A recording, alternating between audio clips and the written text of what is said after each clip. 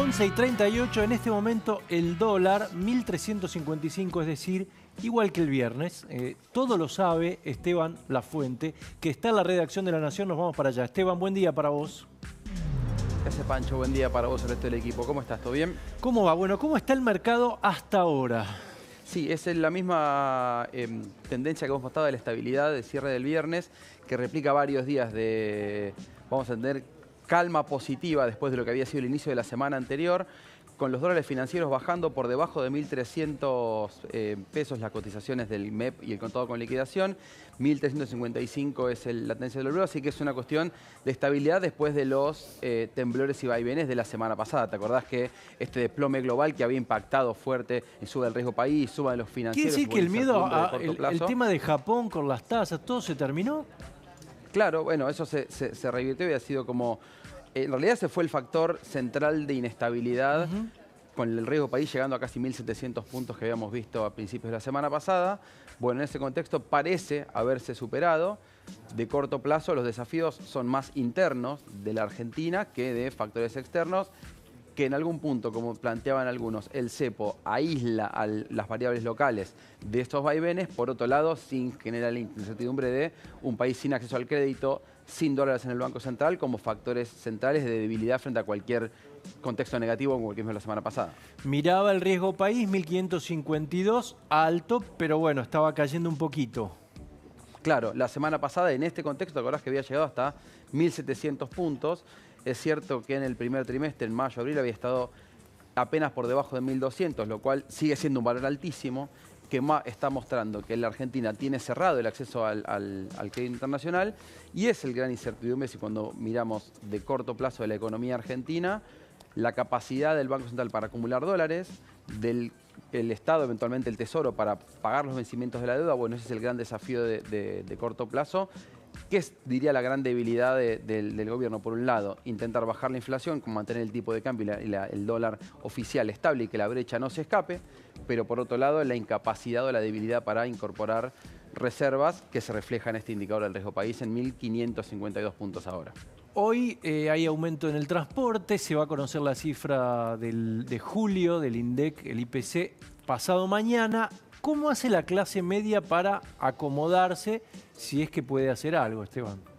Vos sabés que cuando uno mira los datos de consumo de los últimos meses, es mes a mes, hay una ligera recuperación o menor caída con los meses anteriores, pero hay una cuestión de mucha selección a la hora de dónde y qué y cómo consumir. Con algunas categorías lo estamos viendo, por ejemplo, el consumo de servicios públicos 2,7%. Cierto que esto es muy atado a si hay alta o baja temperatura con respecto a meses anteriores, porque hace que se consuma más o menos energía. Por ejemplo, acá estamos viendo que casi 2 de cada 3 hogares tomaron alguna decisión para reducir el consumo de Internet, que por ahí no es desconectarse, pero sí es buscar un plan más económico, más bajo, menos velocidad. Que eso es muy interesante, ¿no? Porque hay compañías, las propias compañías de telefonía celular o de Internet, te alientan a que lo llames para ofrecerte planes más bajos. Así que lo recomiendo, ojo que eso puede ser una alternativa porque están subiendo mucho. Y bueno, es lo que estamos viendo en esta placa que estás mostrando, Esteban.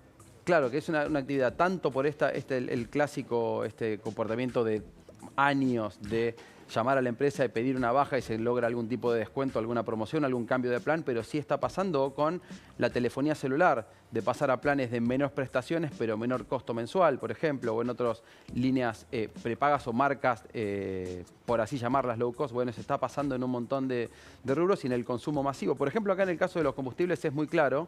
Lo comentábamos el otro día, donde incluso YPF reconoció mayores ganancias aún con menos pérdidas. Lo que se ve es que una baja de los combustibles premium muy marcada, pero en los combustibles, la nafta super los combustibles más básicos no tienen una caída tan significativa, porque justamente es un mecanismo donde las personas o los hogares en un contexto de menores ingresos eligen recortar sin perder la posibilidad de usar el auto, que en muchos casos... O sea, tenés gente que pasa de la premium a la super, es lo que veíamos recién, ¿no? Claro, de la premium a la super en marcas de consumo masivo, de marcas A pasar a marcas B, por ejemplo, marcas CO, algo que crece mucho en los supermercados. Te dicen, quizás la cantidad de tickets o de ventas es similar, pero migran de marcas de las marcas premium a las marcas propias de supermercados. que en muchos casos es fabricado por el mismo productor, el mismo fabricante, solo que tiene otro sello. Bueno, las marcas propias de supermercados son uno de los grandes ganadores en este contexto de recesión o de crisis cuando el bolsillo ajusta, como vimos en estos meses. Recesión, dijiste, la palabra clave. ¿Termina la recesión? ¿Hay algún indicio de que esto mejora o no? Sí, cuando uno mira, hay que decirlo, la recuperación en B está fuerte después del piso, un rebote fuerte, eso está descartado porque los números no lo están mostrando, pero sí es cierto que crece el consenso entre analistas al ver los números que el piso de la economía quedó atrás y que la recuperación empieza a ser suave, lenta y una pendiente más pensando como una U, una sonrisa, una pipa, vamos a poner el nombre que quieras, pero sí en casos como por ejemplo las ventas de cementos, el consumo masivo muy asociado también a el crédito. Con la baja de las tasas de interés, más bancos y tarjetas empiezan a ofrecer posibilidades de financiación más baratas y eso permite cierto aire al bolsillo de los hogares o de las familias que dinamiza en parte el consumo. Bueno, son todos indicadores que están mostrando en la industria una recuperación importante después de meses muy negativos de la producción de autos.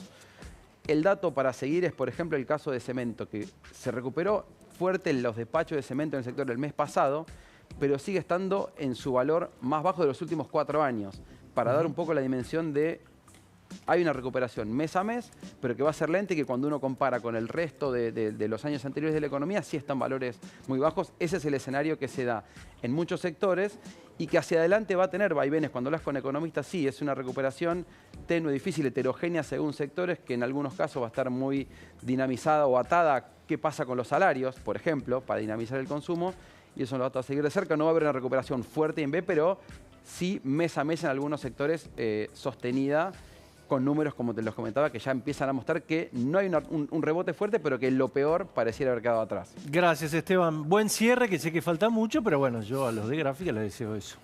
Abrazo grande. Un abrazo. Está con nosotros Martín.